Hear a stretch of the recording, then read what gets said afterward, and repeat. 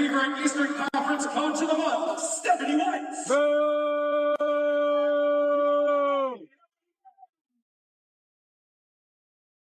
That reaction tells the whole story. Stephanie White's name is announced, the boos start immediately, and one fan can clearly be heard saying they want her fired. Welcome back to Basley, because the bigger question is how a coach went from being accepted by this fan base to getting this kind of reaction inside a Fever game. The head coach for your Fever Eastern Conference Coach of the Month, Stephanie White.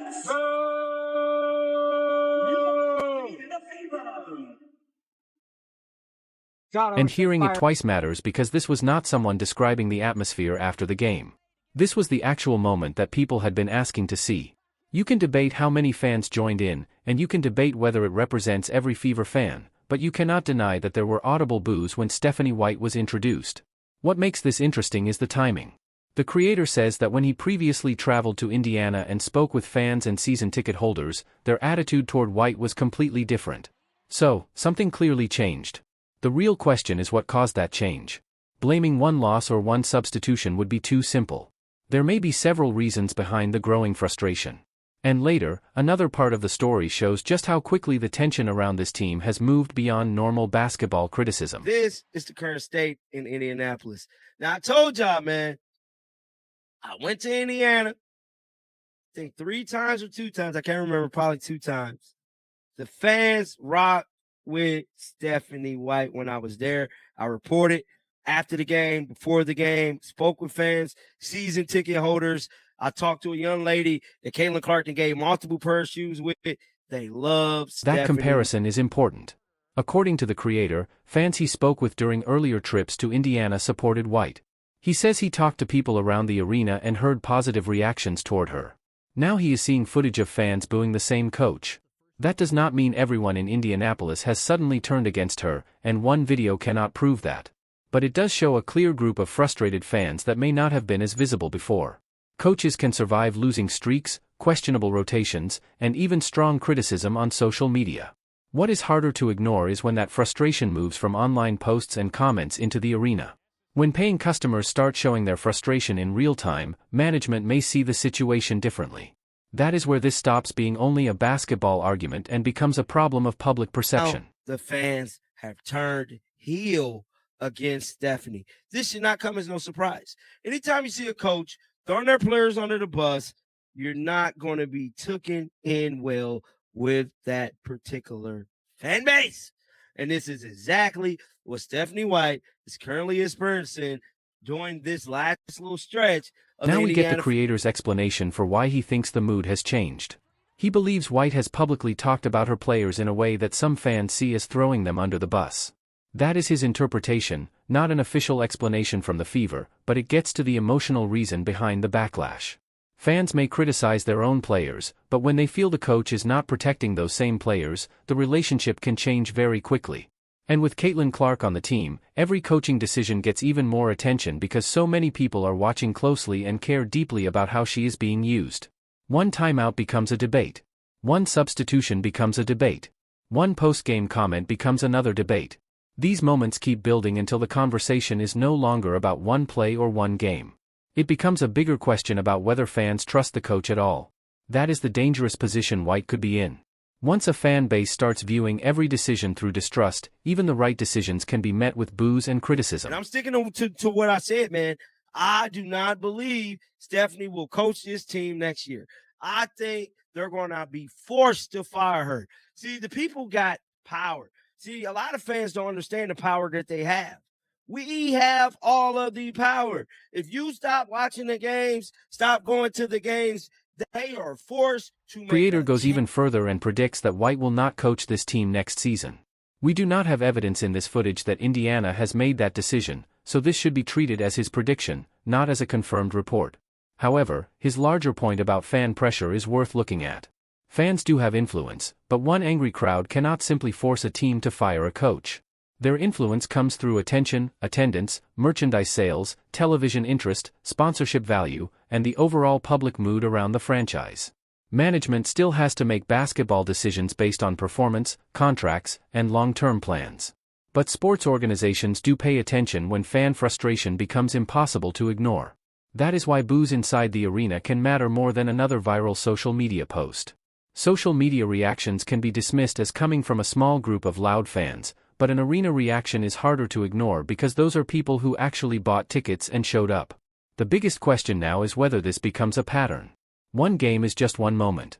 But if the same reaction keeps happening at home and on the road, then White would be dealing with something much bigger than just one difficult week. Hell, if people boycott the games and quit going, she might get fired this year. I'm telling you what I know.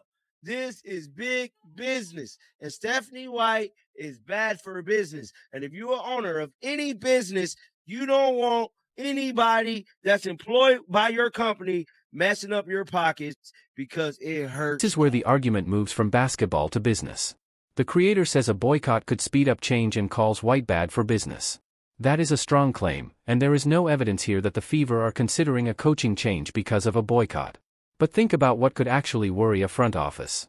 It is not just hearing boos. The bigger problem is if the coach becomes the center of attention every single night. If every lineup decision gets buried under controversy, every press conference creates another headline, and fans start talking more about the coach than the team, that creates a lot of organizational noise. Good franchises try to reduce that noise because players still have to perform while dealing with it. A coach can survive being unpopular if the team is clearly improving and the players are committed. A coach can also survive losing if management believes the process is working. The difficult situation is when public confidence is low, the results are questionable, and there is constant debate about the coach's relationship with the roster. That is when the pressure starts to build. And if you want to follow this story without losing sight of the basketball behind the drama, subscribing is the easiest way to see what happens next. The next clip shows that fans are already watching closely to see if the same reaction happens again. Coach Anderson said, thanks for posting it. If you go to any more games and they boo, please post it. So Coach Anderson actually got this from a YouTuber. Let me shout this guy out. I want to give him some love. I want to give this channel some love. This is a life of hobbies. He was the one who actually caught the footage. Shout out to him. I believe that's where Coach Anderson got it from. Somebody else said, I'm going to the game. He said, I'm going to the game this Friday game against Dallas. Exchange shows exactly where this story could go next. The person who found the footage is asking fans at future games to record the player introductions if the boos happen again. Another commenter says they are going to the Dallas game. In other words, people are now actively watching to see if the same thing happens again. That matters because a second occurrence would change the conversation. If White gets the same reaction again, it becomes harder to say the first incident was just an isolated moment. But if it does not happen again, then maybe it was simply one frustrated section of the arena on one emotional night. That is why evidence matters more than assumptions. It is easy for a viral story to turn into a claim that every Fever fan wants White gone, when the actual video only proves that some fans in the arena booed.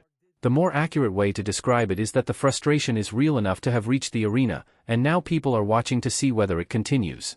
The interesting part is that the creator barely finishes that story before moving on to another controversy involving Djonai Carrington. And this time, the conversation moves from general fan frustration to a much more personal confrontation. Yeah, bro. Kayla Clark released these green shoes. They nice. They real nice. I ain't gonna lie. But we got to get back to business, and that is Djonai Carrington. She has been in the headlines for the last, I would say, 7 days. Now, before we get into her pretty much clotheslining another player, this is something I just found out. Djonai Carrington had a fan removed from the game. That change is important because Carrington has already been a major topic on this channel, and now the creator brings up a separate incident where he says a fan was removed after an interaction near the sideline. The transcript does not give us enough information to know what the fan said, what Carrington said, or why security decided to step in. So nobody should make up a motive based on a few seconds of footage. Players deserve security when a spectator crosses a line, but fans also should not be accused of doing something wrong without evidence. What we can say is that there was an interaction, security became involved, and the creator believes Carrington played a role in bringing attention to it. That alone shows how tense the environment has become. When the relationship between players and fans becomes part of the story, every gesture gets analyzed, every interaction gets recorded, and people start watching with their minds already made up. But the fan incident is not what creates the strongest reaction here. The next part is the on-court footage, and that is where people need to separate what the replay actually shows from what they already feel about the player involved. This is the play. I believe this is the play. Let's watch it. And then she put both hands up right after. Oh, man, she poked her in the eye. Djonai's not doing things half speed, right? Like she's swinging hard and then she put both Hold hands on. up. She poked her in the eye. That's She did her signature move. That's her finisher. Watch the difference carefully.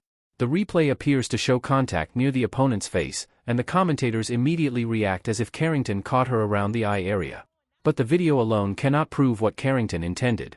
Basketball happens very fast. Players reach for the ball, hands move across bodies, and a bad-looking replay does not automatically mean someone deliberately tried to hit another player. That does not mean the contact should be ignored. It means the criticism should stay within what the evidence actually shows. You can say the contact looked dangerous. You can say Carrington's hand appears to hit the player high. You can also argue that officials should take a close look at plays like this. But you cannot responsibly watch one clip and claim to know exactly what was going on in a player's mind. That matters because once a player develops a certain reputation with fans, every new clip gets judged through that reputation. If people already believe Carrington plays recklessly, they will watch this and say, "There it is again." If they support her, they may see it as a normal basketball play that simply went wrong. The footage is the same, but people can interpret it very differently depending on what they already believe. This one. This was the play right here.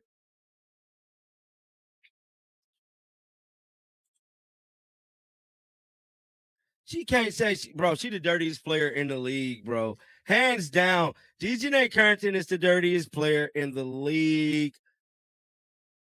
Definitely is. There is the strongest claim in the entire video. The creator calls Djonai Carrington the dirtiest player in the league. That is an opinion, not an official fact, so it should be treated that way. Still, you can understand why he says it based on the clips he chose to show.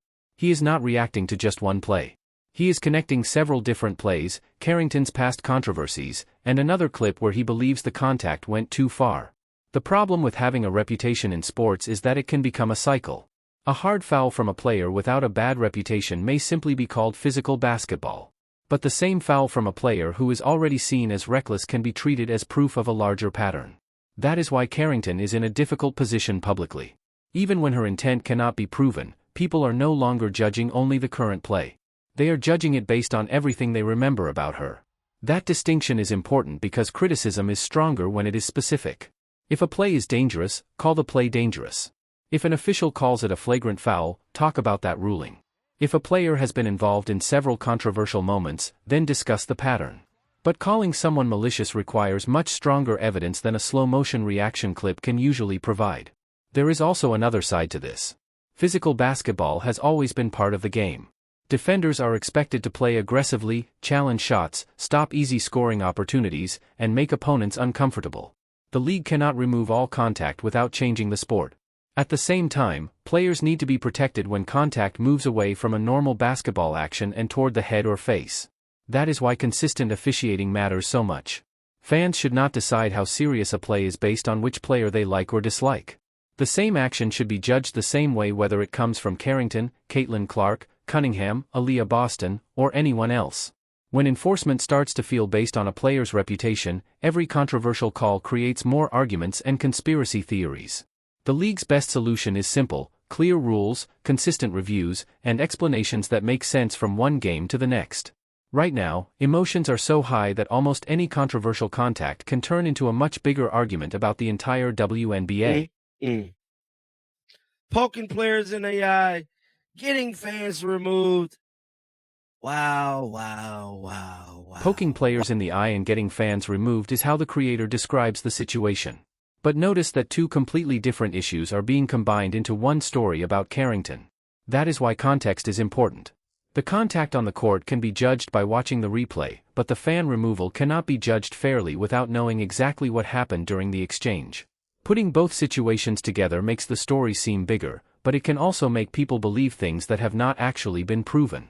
The bigger question is whether Carrington has become the focus of a larger frustration that was already growing around the league. She plays physically, she speaks her mind, and she has been involved in controversial moments. That combination naturally brings a lot of attention. But when attention turns into hostility, people can stop judging each incident on its own and start looking for proof of what they already believe. This connects directly to Stephanie White. These stories seem different at first. One is about a coach being booed, while the other is about a player being criticized for physical contact and a sideline incident. But both situations are really about trust. Fever fans who do not trust White may see every coaching decision as proof that she is the wrong coach. Fans who already dislike Carrington may see every physical play as proof that she is intentionally crossing the line. Once trust disappears, people often lose their sense of balance and nuance. That does not mean the criticism is always wrong. It means both sides need better evidence because emotions are already driving much of the conversation. For White, the best response is to win games and show clear control of the team. For Carrington, the best response is to play hard without giving critics another replay that takes over the conversation. And for the league, the best response is to enforce the rules consistently. That way, fans can focus on basketball instead of wondering whether different players are being held to different standards. Guys, get down in the comment section. Let me know y'all thoughts about this, man. Make sure y'all keep them bells on. And until next time, dog, shake the hands Guys, off. let me know what you think about this in the comments. Make sure you stay strong, and until next time, shake off the haters. Now, you have to decide which story is more serious. Is Stephanie White really at a turning point because the frustration has moved from social media into the arena? Or are people reading too much into one loud reaction before we see if it happens again? And when it comes to Carrington, are these clips showing a pattern of reckless play, or is her reputation causing people to judge every physical moment more harshly? I want to know what you think about both. The next Fever game could give us more evidence about the situation with White, while every Carrington possession will now be watched very closely. Subscribe if you want the follow-up when we start getting those answers, and tell Basley which side you are on.